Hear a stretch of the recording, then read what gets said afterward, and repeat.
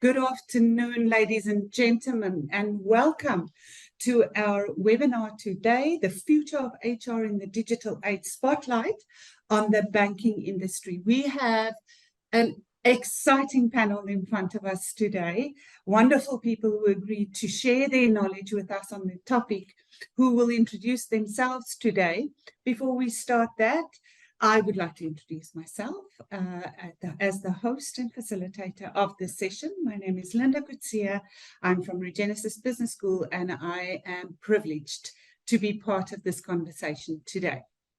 So, without further ado, I'm going to ask each and every panelist to introduce themselves. Ladies and gentlemen, if you could just give us your name in full, where you work from, or where you work at, not work from. We all know that you are in Nairobi, most of you, within the Kenyan environment.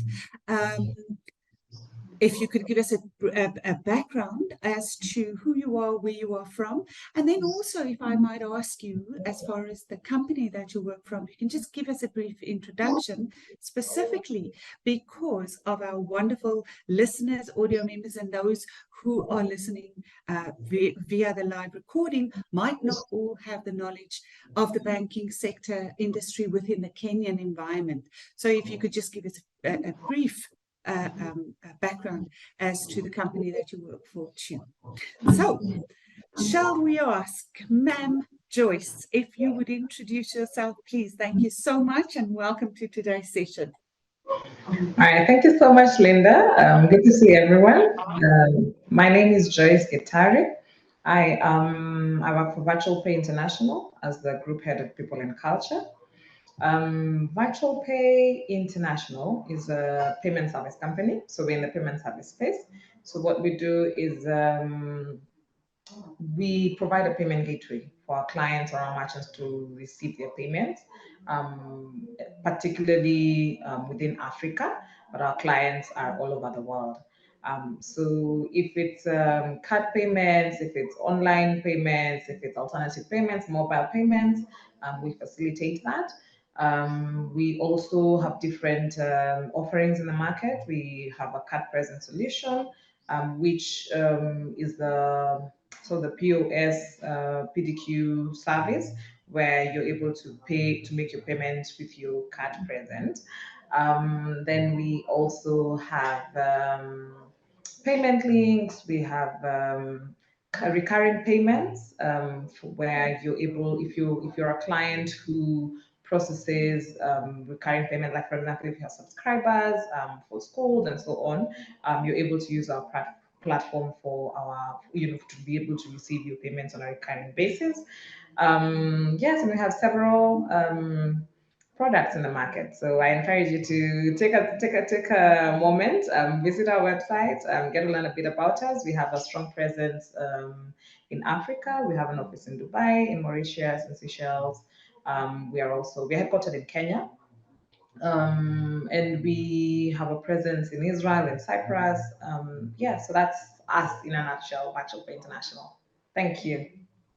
Thank you so much, Joyce. When I opened your website this morning, the first words that struck me, or the first words that I saw, was fastest growing Pan-African payment service provider. Mm-hmm. So that was very impressive. Thank you so much. Joyce has been very modest. Joyce has over 20 years experience within the HR environment. So we're so looking forward to hearing what you are going to say about this future of HR in the digital age, and how we are going to overcome what some is seeing as challenges, but that most of us embrace as opportunities for this sector. Thank you so much, Joyce. It's wonderful to have you in the panel. If I may ask you to introduce yourself from HF Group PLC. Anna? Thank you, Linda. I don't know if I'm audible. So my name is Anna Amasinde. I'm the current head of business banking at HFC.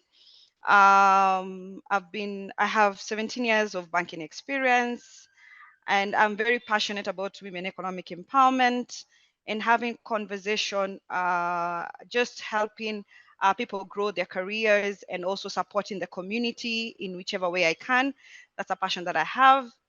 If I may introduce HFC for those who don't know HFC, most people know HFC in Kenya as Housing Finance. So initially we started as Housing Finance many years ago. We're over 50 years old. And currently we're known as HF Group. So we have the group, and then part of the subsidiary, we have the HFC, which is the bank. And then we have HFBI, which offers the insurance subsidiary services. We also have the HF Foundation, and we have the HFDI, which deals with the property development and affordable housing projects in that space. So we are over 50 years offering banking, fully fledged commercial banking services. And specifically in the business space, we are very focused on the education sector, medical sector, trade and manufacturing, oil and gas, and we are more than happy to offer these services across the business segments. We are stationed in Kenya, so we are not yet outside Kenya. We are mostly in Kenya, and we're happy to partner with Regency now that you're set in office in Kenya to just see how best we can support the education sector and specifically the business segment at HFC. So it's a pleasure to have you all, and I look forward to the engagement. Also look forward to speaking to you, Anna. It was a pleasure reading what HF Group is doing and how they are supporting the community through housing finance. We all know the importance thereof and how important assets are in our lives, right? But we will have that conversation. We will have that conversation throughout today. And get to the importance of empowerment. I like what you said about empowerment as well. I see Esther has joined us. Welcome, Esther. Before you introduce us, I'm going to put you on the spot immediately. Hello, you here, talk. No, I will ask Margaret to introduce herself so that you can just make sure that you can hear us and that you are comfortable with your positioning. Margaret, if you would introduce yourself, please. Okay. Good afternoon, everyone. Good morning. I'm not sure who is joining. So my name is Margaret Kioko. I'm the head of HR in M-Pesa Africa. I've been in HR for the last say 15 years. Started as a consultant and now, in the mainstream HR. I think what I love about my job is creating sustainable organizations that are interlinked with the business strategy. And of course, ensuring that the organization has the right capabilities that they require to deliver their strategy, amongst many other things. So from just understanding what M-Pesa Africa does, we are a joint venture that is owned by Safaricom and Vodacom. Our role is to develop standardized products and platforms for the African markets that have M-Pesa and ensure, of course, if there are partnerships, we look for partnerships that cut across. From an M-Pesa perspective, also just supporting from a technical perspective. So generally, that's a high level of what we do. And what we say in M-Pesa Africa is that we are the most resilient, united, passionate, and energetic team that drives the business agenda. So thank you and looking forward to this engagement today. Thank you very much, Margaret. Definitely going to rely on you and Esther to talk to us exactly, all of these technical skills that it's required when it comes to, and Joyce, of course, when it comes to the environment that you work in, this mobile money, virtual pay environment that requires specific skills for us to do the jobs and to deliver the services that we deliver to the people. Esther, I would like you to introduce yourself. Esther from the United Nations, Sacco Bank. Esther, please feel free to introduce yourself. I've asked the panelists to introduce themselves with their names and surnames, as well as the organizations that they work in specifically, because, the listeners might not all be from Kenya and need to understand the banking environment. And you definitely within a banking environment that might be foreign for South African listeners, but the Kenyan environment very much familiar with it. So Esther, if you do not mind to please introduce yourself. Welcome. Thank you. Good morning, good afternoon, good evening, depending on where we are. My name is Esther Mailu. I've been in UN Circle for close to 8 years, but in the profession, I've been in the profession. Currently, I'm the deputy CEO and the head of finance. I've been in finance, administration, and HR for the last 26 years. So I've gained quite a bit in those years. In UN Circle, we are cooperative. In the Western world, they call them credit unions. And what we do is we take deposits from members and we advance them loans. Our essence is to grow the wealth of the members, but by supporting each other. And of course, what we intend to do and our vision in UN Circle, we want to be the financial service provider of choice. We have membership from the entire world, but we only have our office in Kenya, and thank God for the technology, because with technology, we find ourselves everywhere and we're able to transact with our members at any time. Thank you. Thank you very much, Esther. Esther is also being very modest with her many, many years of experience. And I won't say too much because we don't want to be too candid with the age around, right, Esther? But Esther has wonderful experience within the finance sector. And I think what is so wonderful and rich about all of you, this experience that you have, the years that you have within the sector, can tell us about the changes, the changes that we know it and how it was experienced previously. So I'm genuinely looking forward to what each and every one of you have to share in this environment. Irene, I see that you have joined. Irene Jael Otiende. So Irene is bringing a wonderful perspective as well to this panel, in that Irene is very much client facing as well within the sector. Irene, if you would like to introduce yourself and just let us know where you are and what you are doing. Irene.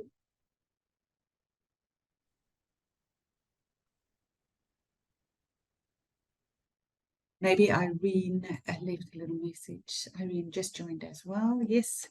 Irene, we cannot hear you. Please interject when, or put your mic on. Maybe one of the events people will give you a call and just make sure why we cannot hear you. So, ladies and gentlemen, whilst we sort that out, let us, and Irene, please, once you have access to your mic, please just let us know that you are there, and I will give you the opportunity to introduce yourself. So, ladies, one of the things that struck me as I was preparing for this meeting is, number one, and we have to say it, is that we have a panel of banking experts that are women. So I want to congratulate everyone on this panel for the achievements that you have already achieved within your work environment, being who you are and doing what you have done. Also, just before we start and before I start firing the questions, I would just like to thank and introduce our CEO, Mr. Bhupesh, who will introduce himself as well now and welcome you from his side as well. I'm going to give him a chance, and then also just all the other names that you see is the background, the people in the background helping us to make sure that this webinar goes smoothly. So thank you everybody for being there to support all of us. Bhupesh, if you would like to just say hello to everybody and introduce yourself as well. All right. Thank you so much, Linda. It's an absolute pleasure to be sharing stage with all these wonderful, successful ladies. And I am so excited, with our motto of awakening potential and women empowerment. It's such a delight to be a part of this panel. So myself, Bhupesh, I head out the emerging markets in the capacity of CEO for Regenesis Business School. I have had the opportunity to work with some of the, great universities across the globe. and Regenesis is my home now, and absolutely delighted and excited to take on this new role, new responsibility. In my personal capacity, I'm an engineering graduate. I'm master's in sales and marketing. I'm also a qualified lawyer and currently taking care of emerging markets for Regenesis Business School. Luckily, I am present in Kenya, and I look forward to connect with all you wonderful professionals in person at some point in time. I'm really excited to hear your point of views in terms of course, a lot of discussions we're going to have. And I'm also thankful for you to take time out because there are hundreds of young professionals who are watching this live and who are gonna watch this later on in the recorded fashion also. And it's such a great opportunity for them. They really look forward to people like you to resolve some of their day-to-day problems. Thank you very much, Bhupesh. I think, yes, that is so important, is that we do make sure that the experience that we have, we share it and pay it forward to the generations around us. Irene, I just want to check and make sure whether you can hear us or whether you have access to your microphone yet.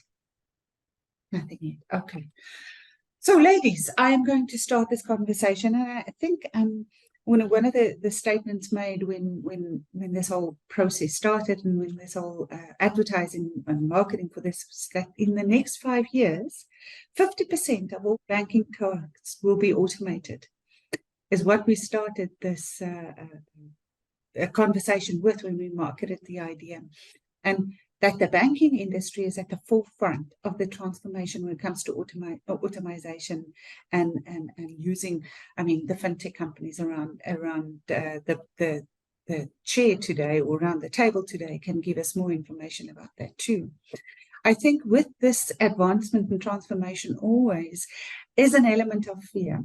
Right, an element of fear of people who are not familiar with it, and people who are fearful about technological advances, and the doomsday speakers out there who says that technology is going to work technology advances is going to ensure that the human element within an environment is not there anymore. And maybe Irene, once we can hear you, can still talk about that human element, as she is still working within a bank, customer focused and seeing that.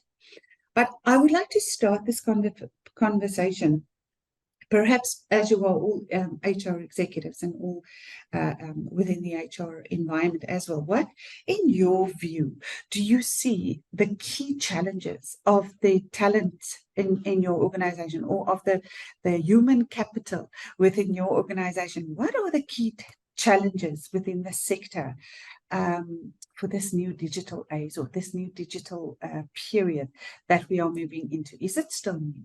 Maybe we should start the conversation about that. Is there anyone who would like to start the conversation, or shall I call on someone? Yes, Esther, please, if you would like to give us the opportunity of your wisdom. Yes. Thank you. I'll be putting my video off when I'm not talking because I traveled somewhere, so that's why I'm picking the call from the car. Now, when it comes to the challenges that I see, especially in this current era, we are in a situation where we have at least 3 generations in the workplace. We have the Generation X, we have the Y, and we have the Generation Z. Now, of these 3 generations, people have different technological advancement and know-how from the 3 different generations.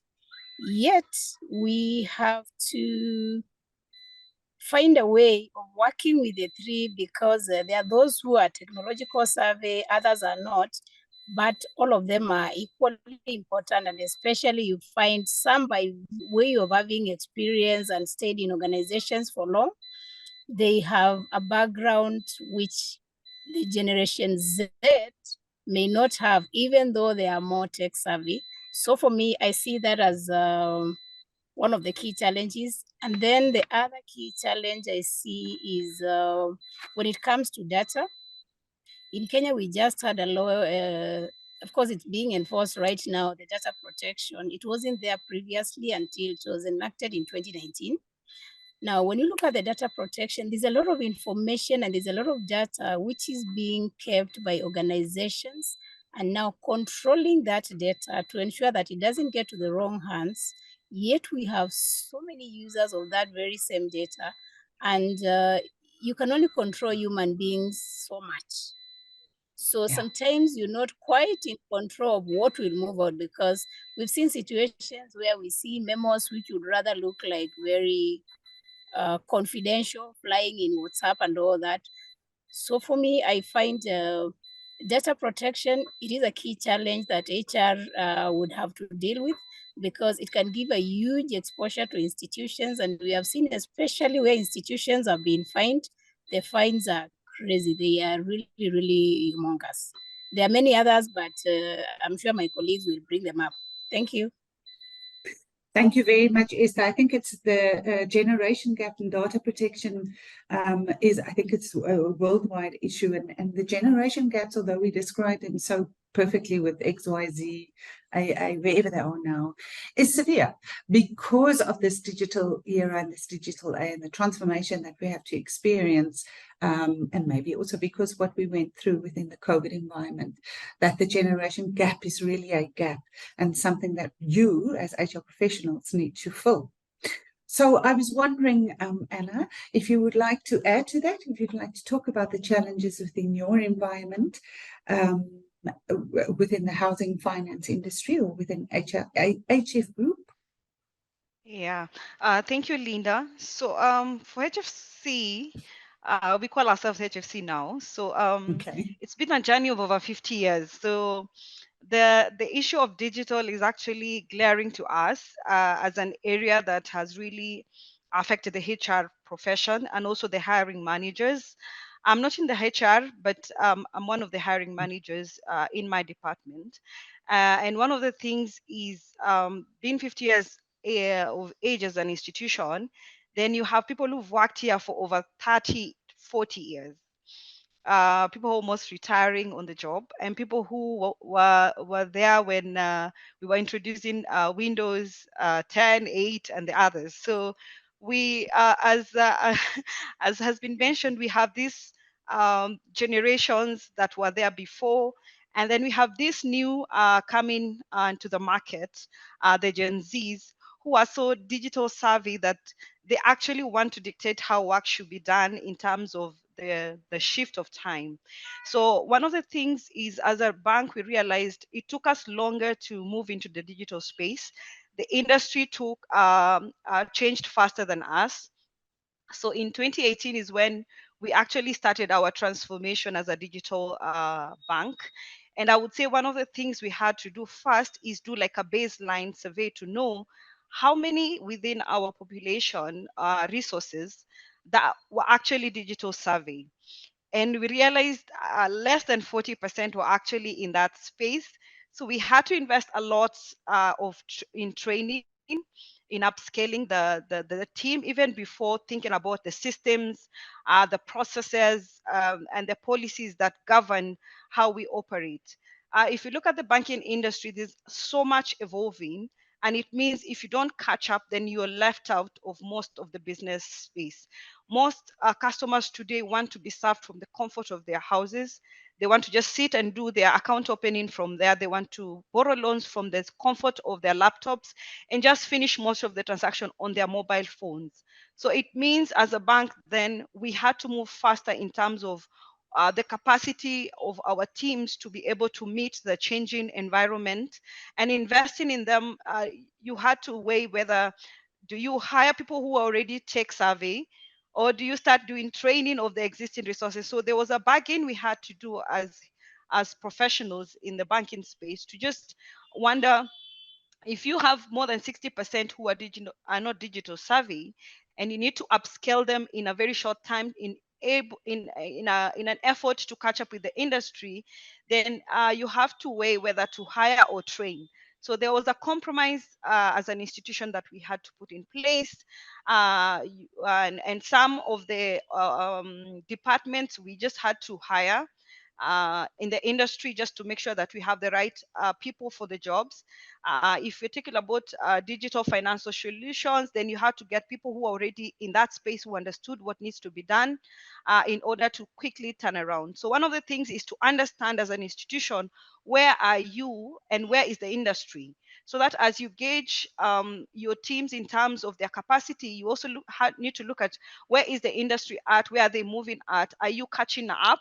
Or are you thinking about the future and how you can be able to upskill yourselves and the resources within your institution to be able to match up to that? The other challenge with the different generations is, if you look at the Gen Z or the current employable resources, we look at most of them want to just work for a year or two, actually 6 months. Within a year, they want to move. The older generation, they would work for you for life until retirement. So there's diversity in terms of the capacity, and the different roles then have to match with what you're looking for. So if you have very operational, you need sustainability in some of the institutional memory kind of works, then you look at the generation that can stay for longer to actually work in some of those roles. And you would find, if it is for places where you don't need so much investment, then you don't mind having those flexible kind of employees coming on board.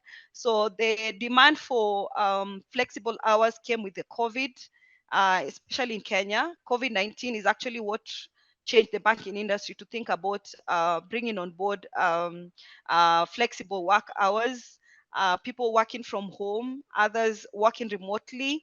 To date, we have some departments that still enjoy that. There are some departments we struggle with, especially on the sales team, because of monitoring productivity from the house. So we've not yet moved that direction. So it's still a conversation. We are trying to figure it out. So I would say it's a beautiful time to work when there's a lot of transition happening in the banking industry. So a lot of conversation in terms of what we can do, and I'm happy to have this conversation with like-minded partners here to see what best we can employ, especially on productivity perspective. We are still struggling on that, to know how does somebody make sure that you're productive from the house, So it's a conversation that is still open to us. Thank you, Linda. And I thank you so much. You have definitely touched on so many aspects that I think we all want to touch on as well. Upskilling, reskilling, recruiting. And if we start talking recruiting, we talk global recruiting, right? Because we're now competing in a global market. Because of what you were saying, you can sit in your house anywhere and work for anyone. Right. Yeah. So that doesn't just mean that we are global entities, but it also means that we as professionals are competing globally, global skills, right? So that to me is very valuable, and the monitoring of productivity. I'm sure there's advice in the group amongst us as to what works for them and how we make sure that people are as productive at home.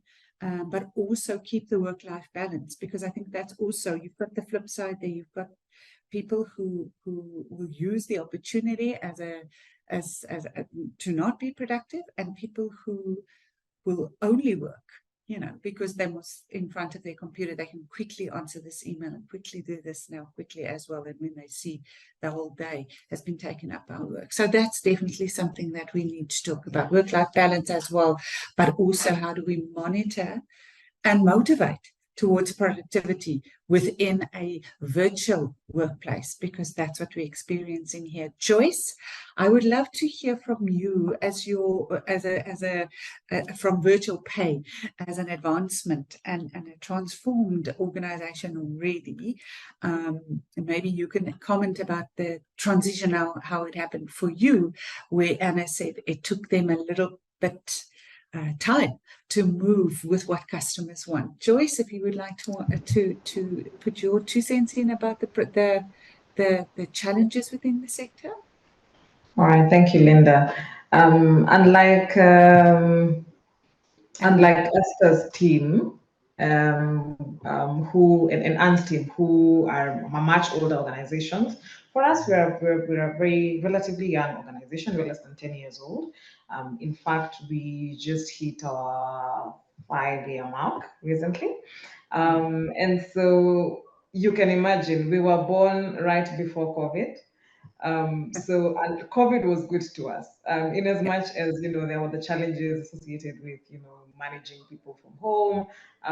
We are a young organization with our average age is around 38, so we're a relatively young organization.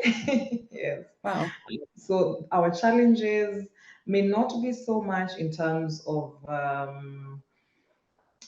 getting to embrace the tech and the digital and those kinds of aspects. The challenges that I would say, especially from a HR hiring, recruitment, training perspective, would be in the change of the kind of jobs and roles that we are seeing. That you find that those are the roles that you need to fill, and vis-a-vis what is in the market and what people are trained for and what people want to do. So Esther talked about the young people who, they're young, they're vibrant, they want to join the market, and then you have the older workforce who are set in their ways and they don't change, and they're focused on what they've known for a long time. So the challenges for us, I would say, for example, in terms of regulation and compliance, we operate in a highly regulated space. So that means that we have to work hand in hand with our regulators, with regulatory authorities, with traditional banking agencies and companies. And what that means is the kind of talent that we're looking for is people who don't have just one line of training or experience. So you'll find that you're not, even if, for example, if you're looking for tech, for example, hiring for tech, you want someone who has also the exposure of tech within the financial space, the banking space, the payment service landscape. If it is in terms of compliance, for example, you're not looking for traditional compliance roles. You're looking for someone who has, for example, AML training, someone who is has the relevant qualifications for compliance, but also someone who understands compliance in a very dynamic sense, because that is the nature of our industry. In our industry, things are changing constantly. The government is now just getting to put in the regulations, to put in, just trying to understand how do we regulate, because also it's a very interesting space, because you'll find there are incidences of fraud. You want to deal with fraud, but you also want to encourage the businesses to thrive. So that's, you find that those are the challenges that I would see from my point of view. Okay, so thank you so much, Joy. So the challenges for you seems to be the dynamic nature of the business that you are in. It is changing, and therefore requires your employees to change with it and to learn and to grow and to be motivated towards it. And maybe that would, if your average age is 38, then that would explain why your company has grown to the fastest growing Pan-African payment service provider. As these people are not seeing these changes as with fear, they are seeing that as obstacles, which is that generation gap. I see that we have a Q&A comment as well. We're talking about generation gap, but also disruptive talent, which is also a very interesting comment that I would like us to reflect on. Disruptive challenge. What does that mean, and how do we make that part of our narrative as well? Margaret, as M-Pesa Africa, maybe you could link to what Joy said, or maybe you can share your views as the challenges within your environment. Margaret? Yeah, thank you, Linda. So for us, the major one is, of course, talent war. And this is when we lose the critical talent that we need. And when you look at Kenya, and of course, our staff also South Africa. So in Kenya, I think it was a bit hit because you had Google, Microsoft coming in, and we were losing all the critical technical kind of skills. So yes, in M-Pesa Africa, it's more from a fintech perspective, but I think that has been quite a hard one. What we did is, one, to review our pay and benefits skills, just to check whether we were in line, because remember, we were coming from a tech, a tech telecom kind of skill. So we just went back to the market just to see, are our ranges or salary pay scales still aligned to the fintech. So that's one of the changes we did. But of course, again, we also looked at our ways of delivery. So we are bulk agile, and that's how we deliver. And based on that, of course, we also needed to relook at what kind of skills are critical for our environment.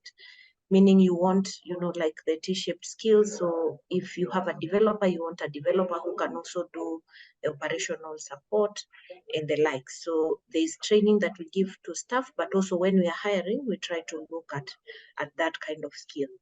I think the other one that I'll mention is, of course, on ways of working.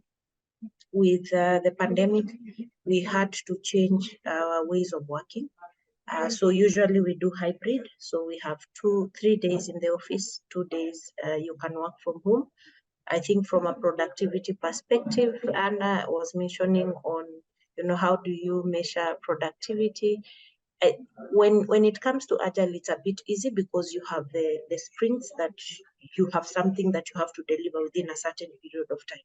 Of course, productivity is easy to measure where you have, skills that have very clear matrices. It can be a bit subjective in the likes of HR, finance, but what I've seen is also the level of trust and conversations you do with your line managers also support that, because it's the agreement of this is what is supposed to be done, and you don't have to keep being followed. So we are not a huge team, so it also helps to just create that transparency and conversation.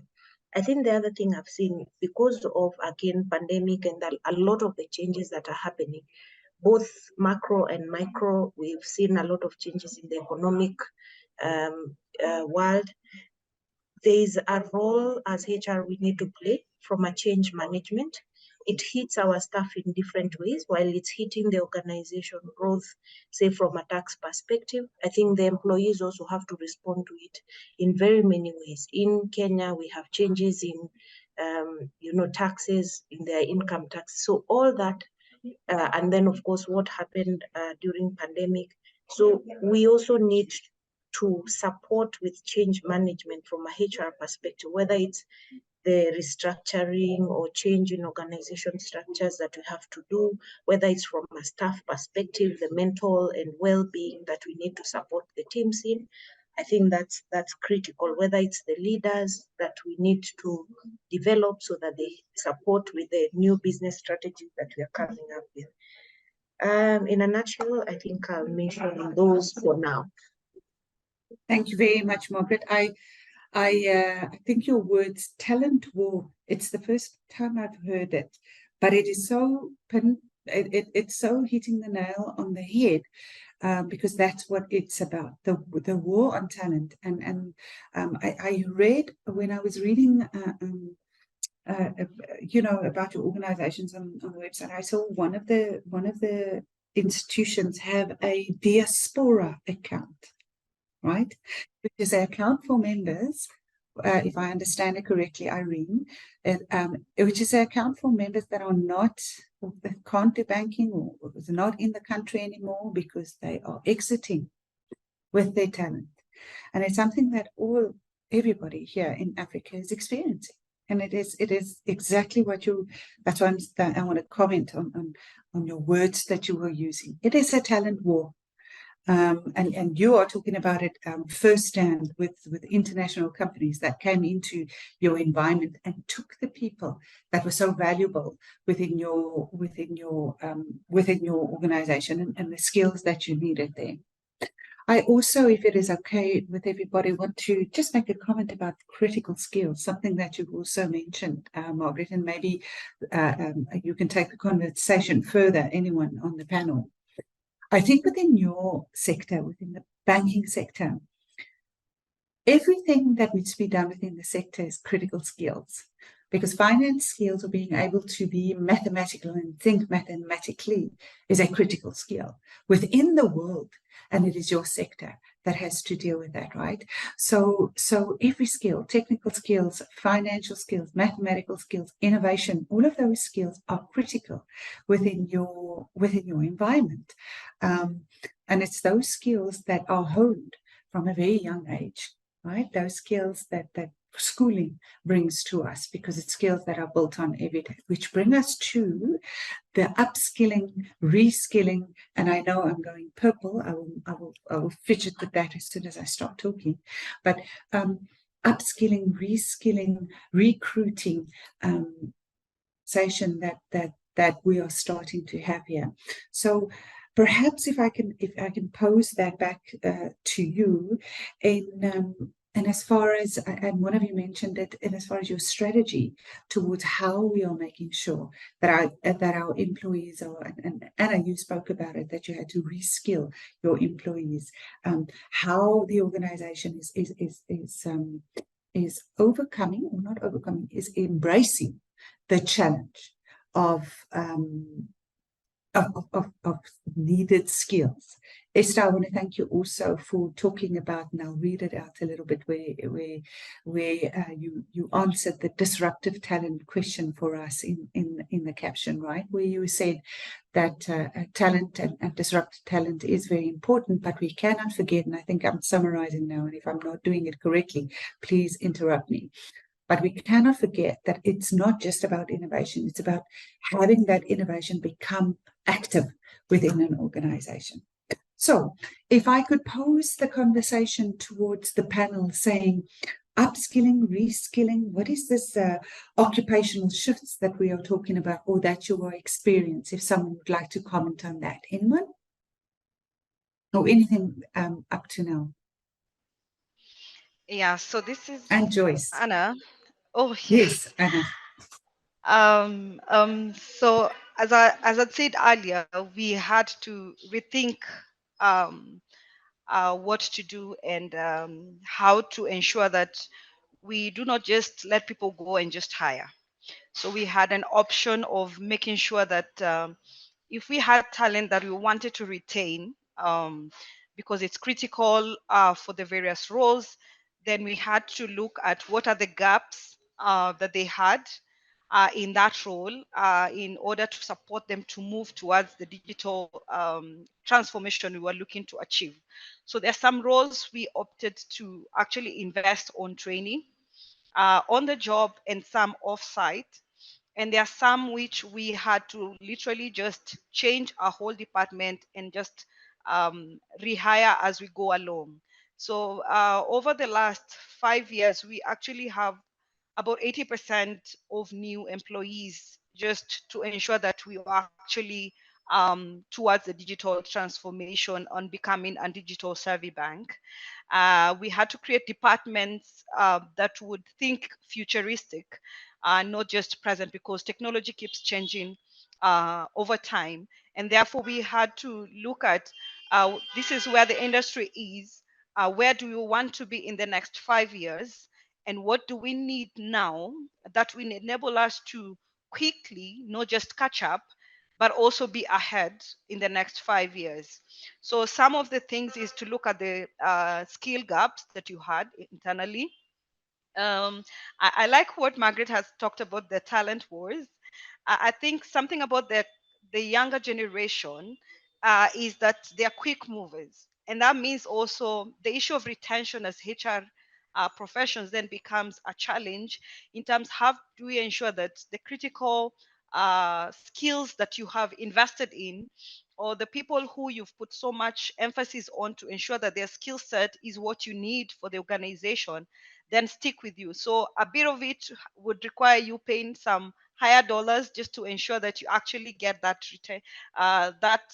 critical focus towards retaining them in the meantime for a particular time period, so that they are not so easy for them to just move. So you look at benefits that you can give beyond salaries, for example, apart from the flexible hours, are there other benefits they're looking for that would, make it a bit harder for them to just move? For example, we've been in the housing space for a while now. We are currently in the front line in the affordable housing space. Can we use that to, enlighten them to know that they can actually get some extra dollars just in the affordable housing, or even get some houses that they can actually own even as they continue working, because that becomes part of the extra benefits they can get, rather than just coming to work and just delivering on some particular target. They need to know that there's something more they can benefit from the employers beyond just the work, so that they have something to hold them towards the particular role. So one of the things that the HR department has had to do is think wider beyond the normal benefits that they have towards retaining, especially the top talent. The other thing is to create a pool, because now we know they will move fast. Therefore, you had to create a pool that in case they move, then you have someone in to step in to some roles. So you have people who are able to run different roles in case one or two are not in. So just to make sure that there's a pool of talent in the various capacities, especially on the critical areas that you need the bank to be able to be functional. So we've also created a bit of a pool of resources in the various through either internship programs. We partner with some of the universities to just make sure we have a pool of interns that we support and work with, especially on the business side, either to do research, either to do some of the programs we want support on. That way, we are also able to work with them to ensure that we get fresh graduates who are able to bring new ideas to the way we do banking and provide services to our client. The other bit is trying to come up with tools. When I talked about productivity, you look at tools that can support some of the segment. To date, I'm sure there are institutions that are capable of, I'm sure if you go to the West, banking, I mean, so much of it is digital. But if you come to Kenya, as much as we talk about digital, most of it is still not digitized. I think maybe from Margaret's side, they've moved faster than the banking side. The fintechs have moved faster than the banking side. So you will find some of the technology currently being employed by banks is still not catching up with the fintechs. So very capital intensive investments have, you as a bank, we have to think about some of the investment that we need to put in systems and processes and provide tools that can enable our employees, be able to still continue being productive even when offsite or when still working in the various segments. So you find, for example, if you're dealing with people in the IT department, it's very easy for them to work from home or the bank support side, because they're not front facing. But if you have relationship managers and people serving front face, then you need them to actually be sometimes physically present, because as Kenyans, we still have that culture that for me, if I want to borrow a loan, I still want someone who I can talk to, ask several questions before I make up my mind. And technology, maybe from the customer service side, the online, the phone, we don't feel like the service will come through. So we still have a bit of those who are already accepting to move on the digital space, and there are those who still feel that the service needs to be a brick and mortar. So diversity in terms of service delivery, looking at the resources scope, looking at the capital investments that we need to do just to make sure we are up to date with the market, providing products. For example, I mean, business banking, and most of the businesses currently, you find most of their solutions are not provided for on digital platforms. For the people who are employed, most of the processes and products and services are actually on the digital platform. So the business banking is still a space of improvement, both for the banks and fintechs. I think there is so much investment that still needs to be done to be able to serve businesses, corporates, large enterprises in the digital space. But that's where we're headed. And I think there's so much that is still coming forward. So what I would say is investment in tools, just to monitor productivity or off the physical normal. You've reported in the morning, you have to sign off, just to create tools that measure productivity off the curve. Also looking at retaining talent. So it means changing policies, adopting more flexible policies that are adaptable to change as the environment becomes more diverse, has also been part of the ways we've been trying to look at how do you ensure that people deliver their goals on a digital space, not just allowing them to be physically present in the office, has been a place that as a bank we've been keen on. So much yet to learn from others, still evolving, but I think it's a place where we are all excited to be in, because Yes. we can come up with the everyday learning and turn our policies to be able to become more robust, to adaptable to change. So thank you very thank you, Linda. much. Thanks, Anna. That was a lot that we can link to there. Joyce, you also wanted to link or wanted to answer the question, and I see that we have a very active participatory group that registered for the program as well. So I'm very grateful for the Margarets and Esther who are answering their questions, but I would really like to share some of that with you as well. So Joyce, you wanted to add to that, what does benefit look like, the rephrasing benefits within the environment from your perspective within your fast-growing company? All right. For me, I would say in terms of learning, Joyce, Joyce, if you could just repeat your just repeat your last sentence. You ran away. It blocked, or was it just me? We didn't hear your introduction. So just start over again. Thank you. Okay, I hope you can hear me now clearly. Yes. Fantastic. So for me, I would comment in terms of just ensuring, how we ensure that our staff are well trained and are skilled, not even just trained, because training is one thing and skill is another thing. Just ensuring that they have the skills for the future and the now.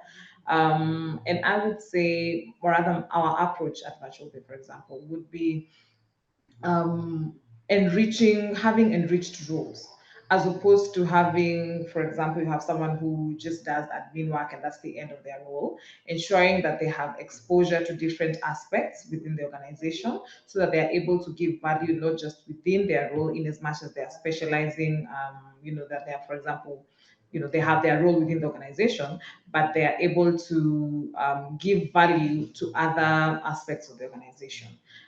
For example, ensuring that our staff understand, for example, the different aspects of different departments.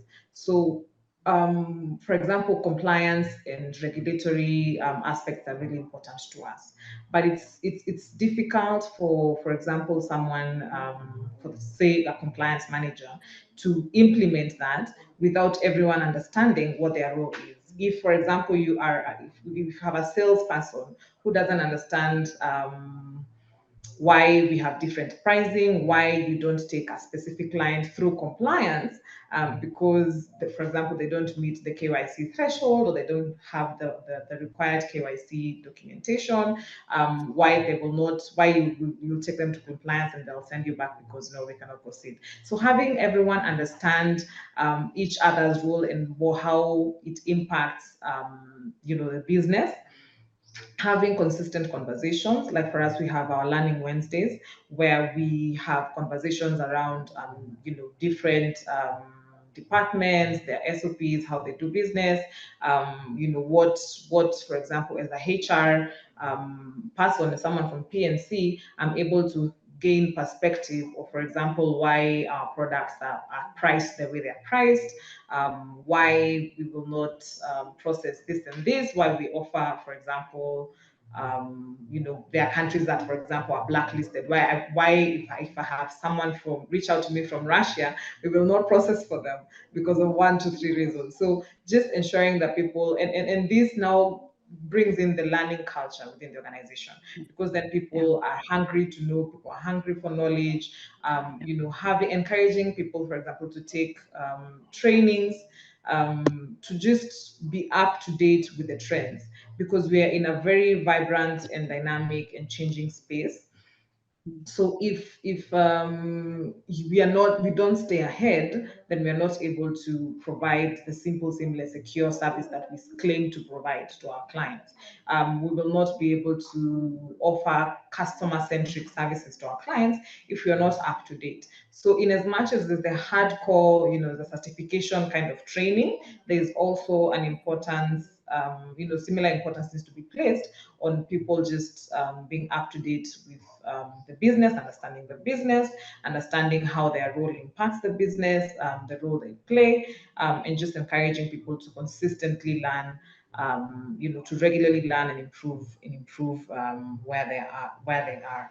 I know there was a question on disruptive talent, and I think Esther answered it on the chat, but I also like to just add that in a space where there is a lot of innovation, you have to, where innovation is needed. If you do not innovate, then you die. If you do not innovate, then you're not able to offer your clients the solutions that they need.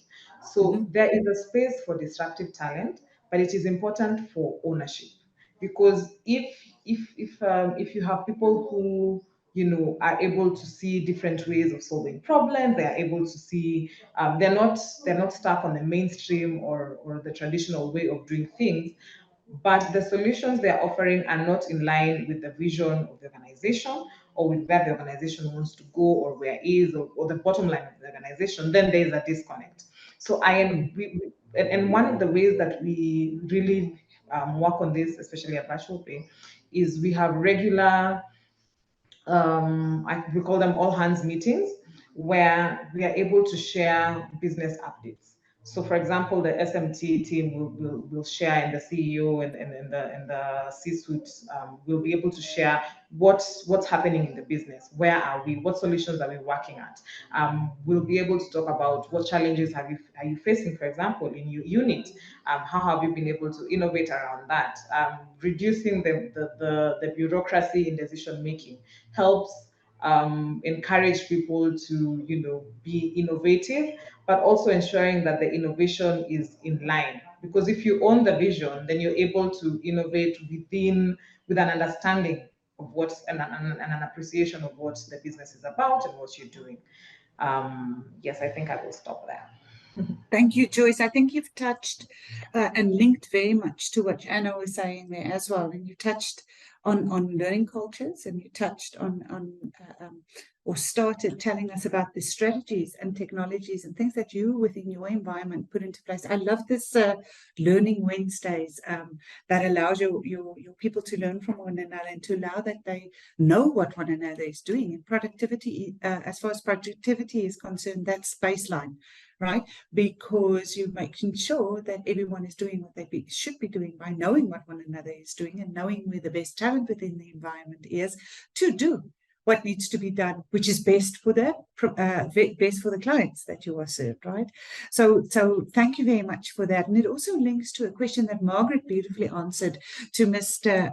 Eric, who asked about strategies and technologies being recommended by you to ensure this transition towards automation in banking. And Margaret, you spoke about change management plan. Maybe if you just want to give us your feedback on that or what you have said. And it's also linked to what Anna said and very much linked to what Joyce has given us practical examples about. So Margaret, if you just want to tell everyone who maybe the live streamers don't have access to the answer that you gave. So if you would like to talk about that online as well. Okay, so I know change management can be a bit, one of those words that is just thrown.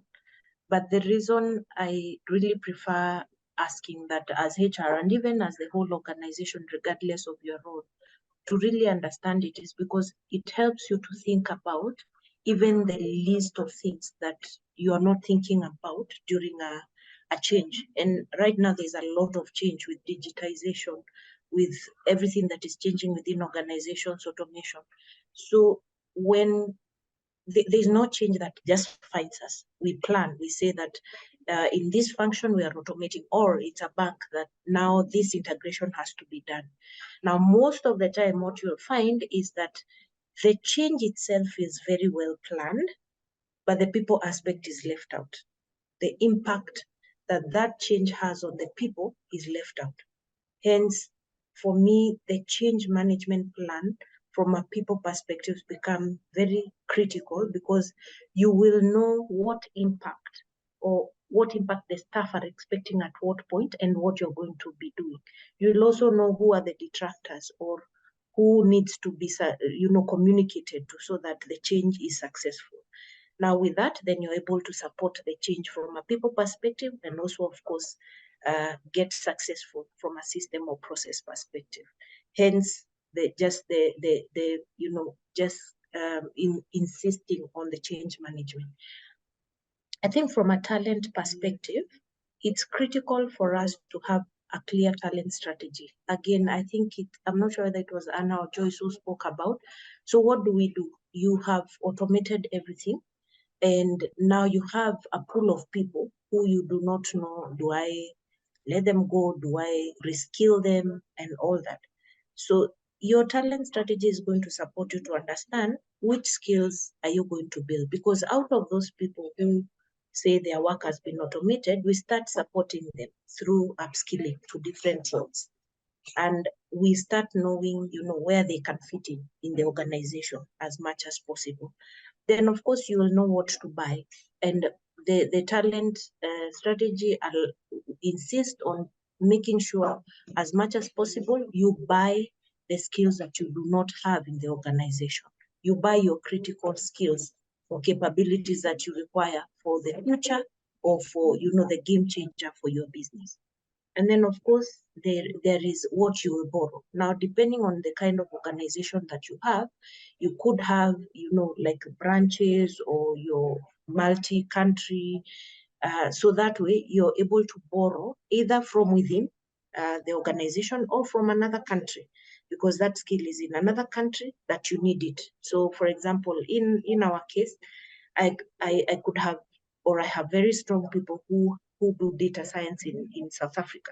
I'm able to borrow those to support either in any of our markets, or to come and, whether it's support from day-to-day learning of the new teams that we are hiring. Of course, that also, the other thing that the talent strategy allows you with is to know which skills you can outsource or partner.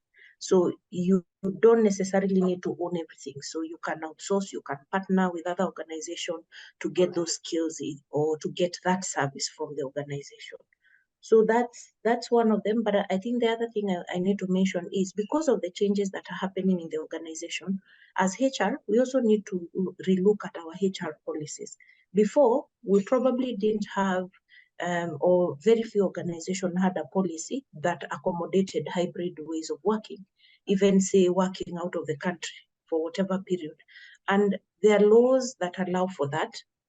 Say, you'll find some companies allow for 20, you can work out of the country for 20 days, but the law already allows for that, which you can accommodate also in your policies. And many other things that you just need to look within your policies to make sure that they support you. I think there's someone in the group that had talked about mental and how do we support that. Again, it's employee wellness programs. There's a lot of changes that are coming. One of the things that we have done in M-Pesa Africa is being a joint venture. We were coming from two heavy cultures, and the team was feeling that they now need to have an identity. So we've gone through a culture transformation journey of defining how do we show up to our customers as M-Pesa Africa. We just launched our culture, and one of the things, or one value that we stand for, is being humane, meaning that we treat each other with respect, with transparency, and also support the well-being of each other. But then the one thing that I've really asked the teams to do is, from a wellness perspective, I think you'll find a lot of the time HR has done quite a bit. You've agreed with your insurance, you have the mental talks, you have all that. But it's also what happens within their teams, what happens within their functions, that also will support. And no one stops you to say that we will have a day that we just, go for a walk as a team. We will check on each other. When you're starting a meeting, can you just find out where, you just don't start, where are the numbers? Just check on each other and say, how was your weekend? It just takes a few minutes, but it brings humanity in the organization. So that's a few. Thank you very much, Margaret. And you typed your answer there very sufficiently for those who are registered on and can see the Q&A and the answers typed by the panelists. Thank you very much for that. But it boils down to succession, talent, to mentorship. Esther, you mentioned mentorship and the importance thereof. I think mentorship is becoming more and more relevant within the environment that we are, because there is a responsibility from experts like you on how do you hand over all of the skills and knowledge that you do have, the experience that taught you what you know, and how how to do what you need to do. I see Bhupesh has his hand up, and I also see that Anna indicated that she would like to answer Isaiah Appeal's question live. Esther, thank you very much also for typing your answer in, and I will it went out of my screen, but Bhupesh, your hand is up, and then Anna, if you would like to answer the question. Bhupesh? All right. Sorry.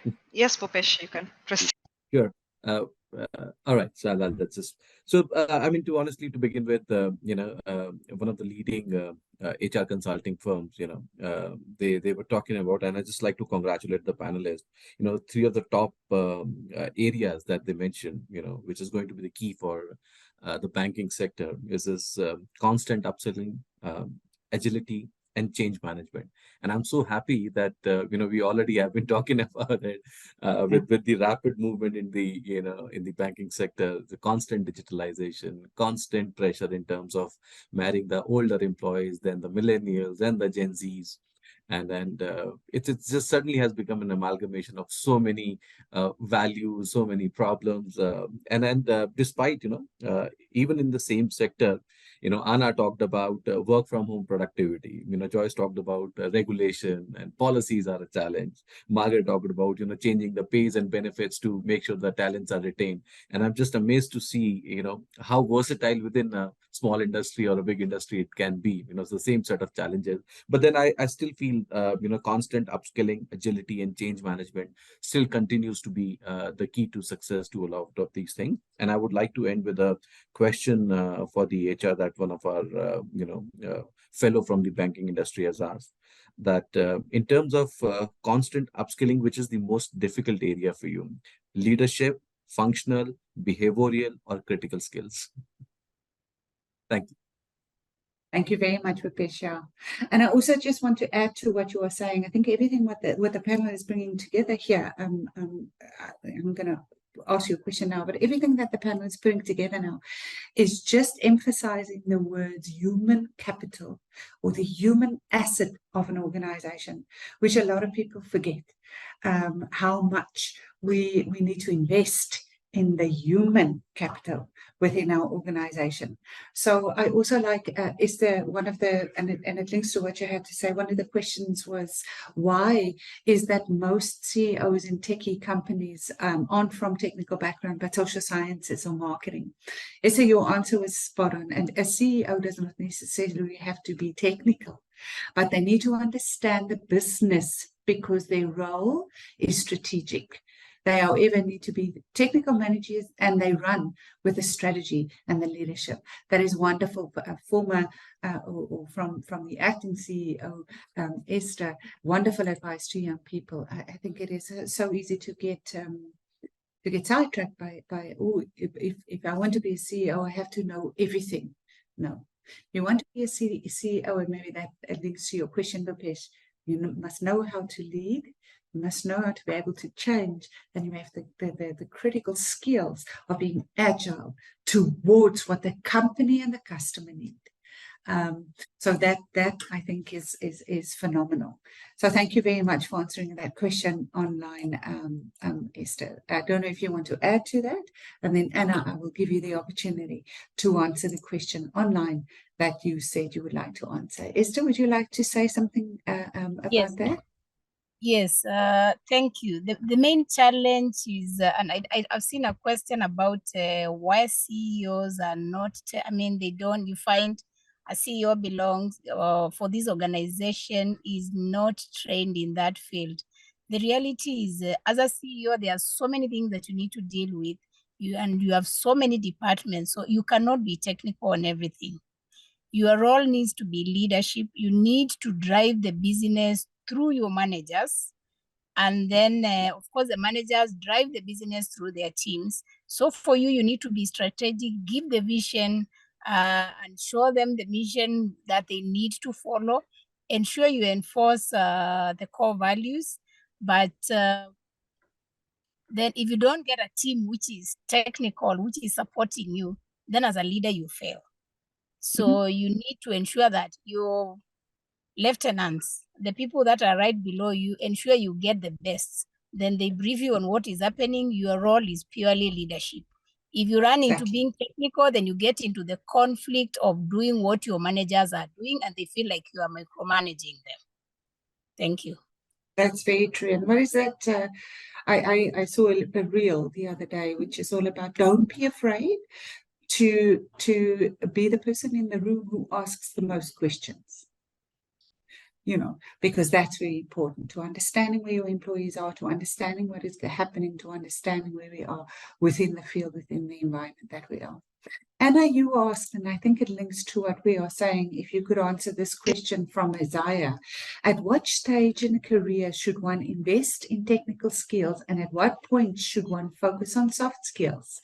Is it possible for a non-technical manager head and to manage a technical team? I think Esther started answering the question, but maybe the first part of the question, Anna, at what time should you invest in technical and what time should you invest in soft skills? You are putting your foot in it, Anna. That's a much more difficult question to answer, but we cannot wait to hear your answer. Thanks, Anna. Yeah. Thank you, Linda. So to Opio, technical skills for me, okay, depends also with the job, maybe. There are some jobs that require you to keep up with the technical skills like IT. If you're a doctor, for example, and you're in a hospital, then again, you have to upscale your skills over period of time. So if it's in the banking industry, depending with the department you're in, some of the departments would require you to continually invest in some of these technical skills. If you offer, for example, bank support, back-end support, then it means you have to understand, for example, currently in Kenya, we had an incidence of hacking, which became a national disaster for that matter.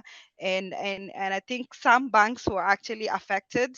And therefore, it means if you are in that department where we provide technical support to ensure that bank systems are protected, investments, the integrity of the systems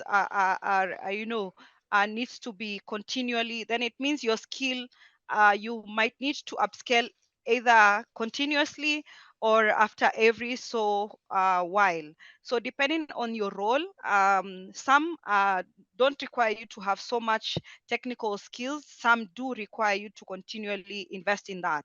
For soft skills, some of these, for you to even pass an interview, you need to have some soft skills. So I think this is something you need to, I think in some of the university offer, for example, communication skills as a course that you need to partake as mandatory courses.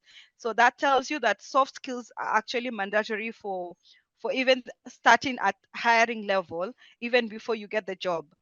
So these are skills you have to learn and continuously improve depending on the level of, if you go up the ladder and you become a leader, then these are the skills that speak louder than the technical skills. And therefore it goes to answering the question earlier in terms of why is it that you'd find a leader who is not tech savvy and is leading a team of experts in their space. So as you go up the ladder, then the soft skills become more relevant than the technical skills. And therefore that question then plays into answering that too. So depending on the role that you play in the job that you play in, some of the technical skills might require you to continually invest in, even upfront. For example, if you're doing engineering because of the kind of the nature of your work, then it means before you get the job, you need to have the skills. And then as you continue working on it, then it means you need to invest on it. So depending on the role, there's some that will require to continually invest in your skills, upscaling them to the current level of skill set. But when it comes to soft skill, you have to have it at any level of employment in the banking industry, either at the entry level or at the leadership level. So as you go up, the soft skills become more of the skills that you need to have compared to the technical. The early in the stages when you're starting your career, the technical skills then become more important. So depending on that, then you know where to invest in. Thank you. Thank you very much. And I think it's very important that we, to me, that there's a differentiation between what is called hard and soft skills.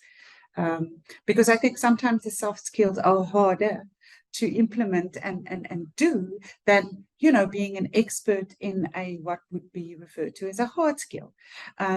So it's such a I don't know, it's such a difficult concept for me to understand.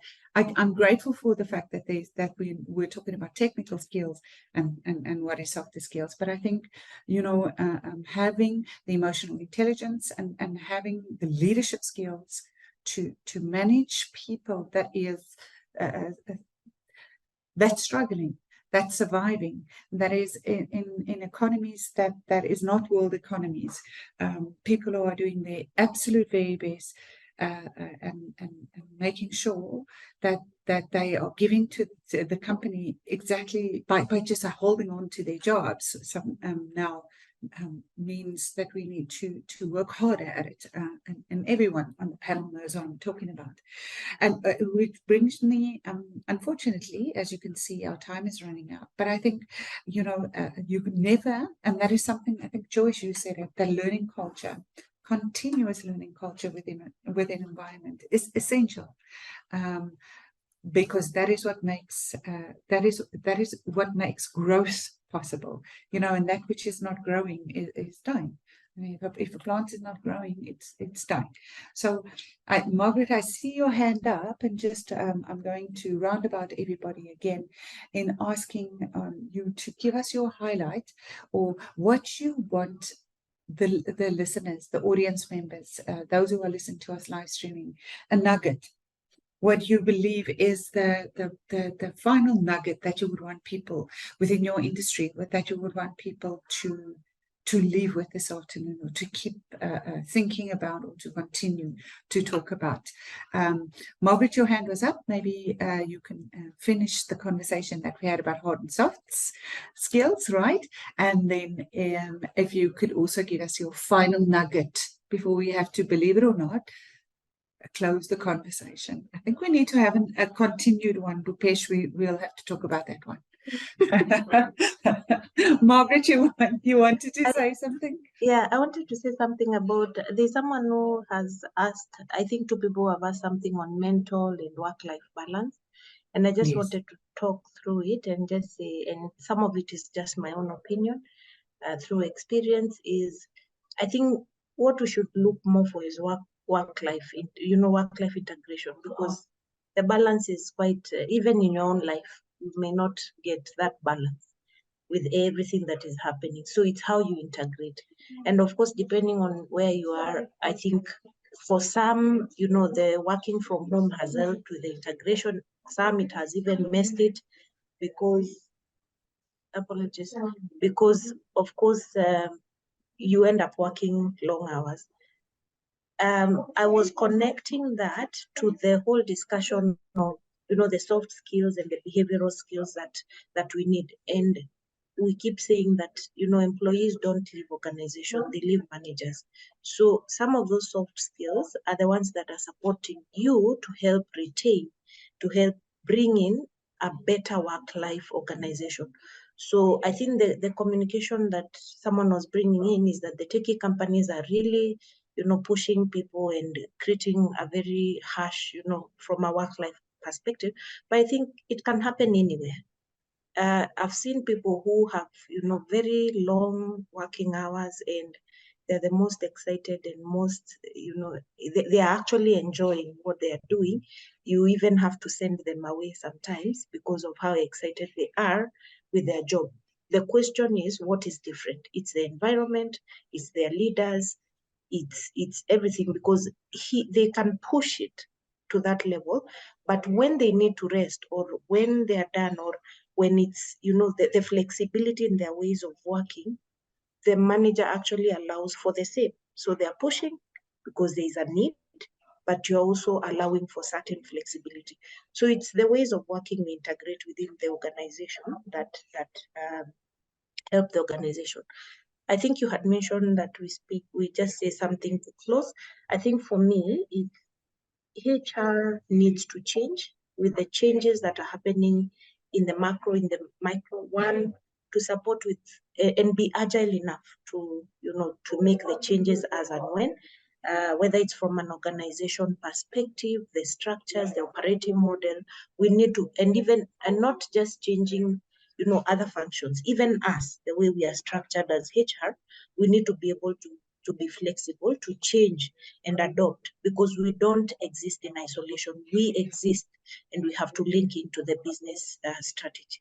The other thing is, for sure, we need to rethink our talent strategies. We need to rethink the employee experience and well-being that we bring in, so that we support the organization in delivering its mission.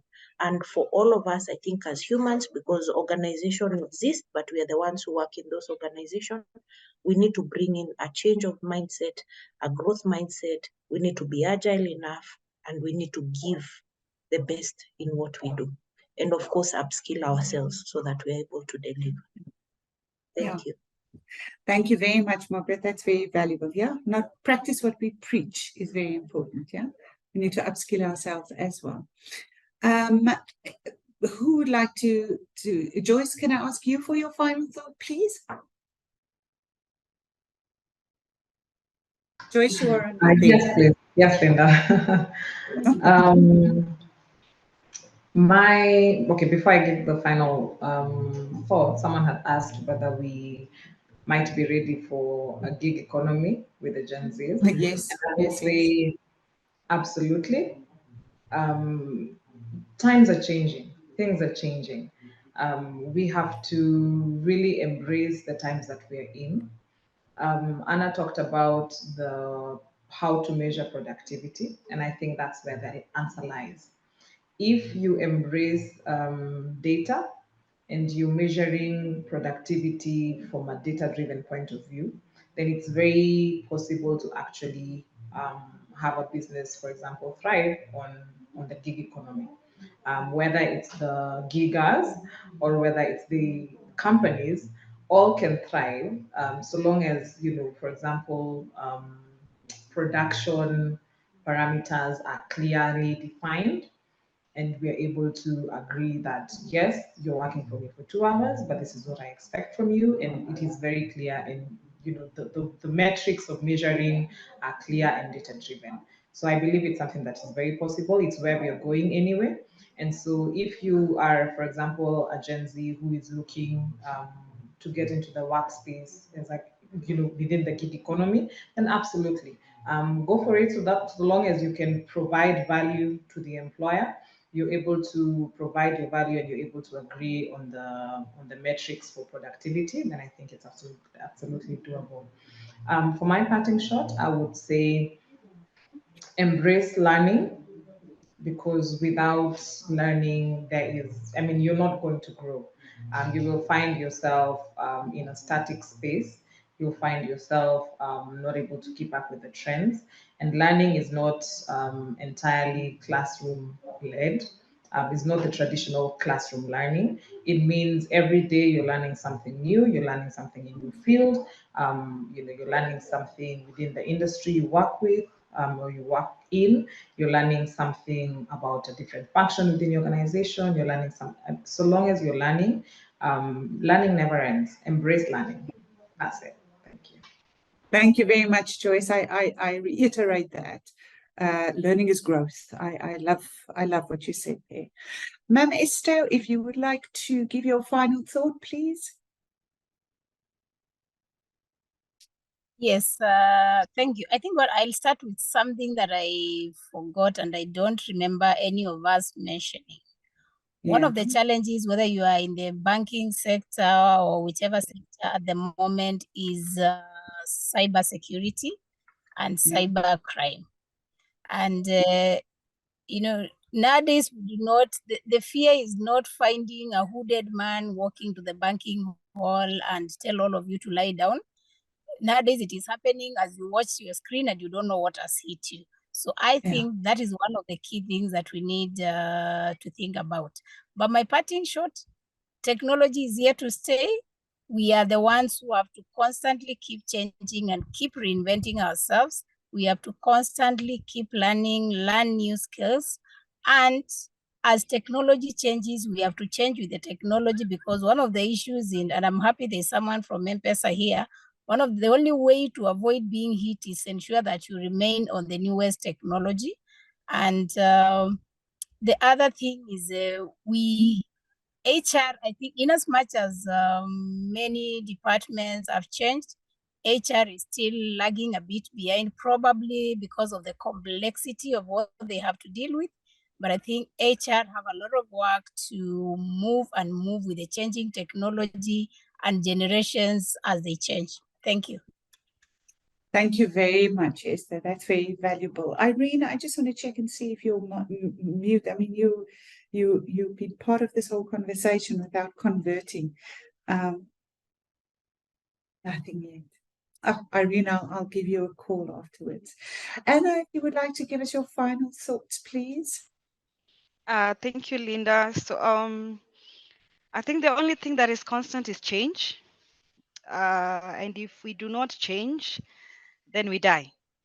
And I think that goes for whether as an individual, if you do not upskill yourself, make sure that your skill set with the industry set are aligned.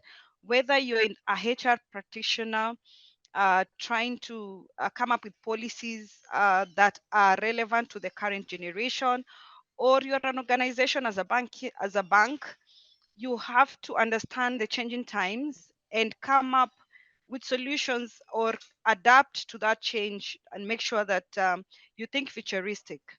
So as I think my parting shot was coming from Winston Churchill, that to improve is to change and to be perfect is to change often. So as banking practitioners and as HR practitioners, we have to oftenly keep changing. And as a person, then you have to make sure that you keep up with the change that is happening to make sure that you're relevant and your skill set are actually relevant to the industry and the times that you're in. Thank you, Linda.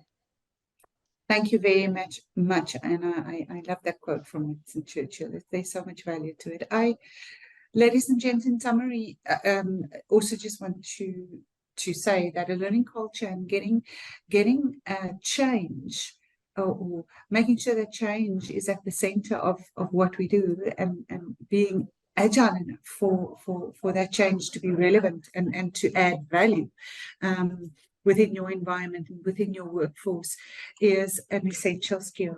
It's an essential, what would be called a soft skill, but it's the skill that you need in order to implement your hard skills, being able to roll with the punches, being able to roll with the changes. And I think within your sector and your environment, and that's what your experience taught us today, it has been something that you have been living with and dealing with and being part of your narrative for so long that you that you talk over it without even realizing the significance of what you've been through and what you've added and how you have dealt with this within your environment. So we would like to thank you for your participation, for your candidness, for your openness, sharing your experience and allowing and answering the questions of our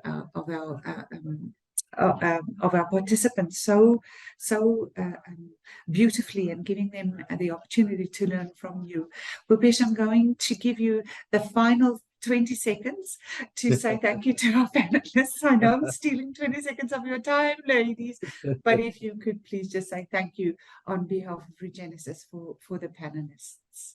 Sure. Thank you so much, Linda. And I surely would like to thank everyone on the panel. And trust me, I've got a couple of messages on my phone thanking us for bringing, such valuable discussions available for hundreds and thousands of people.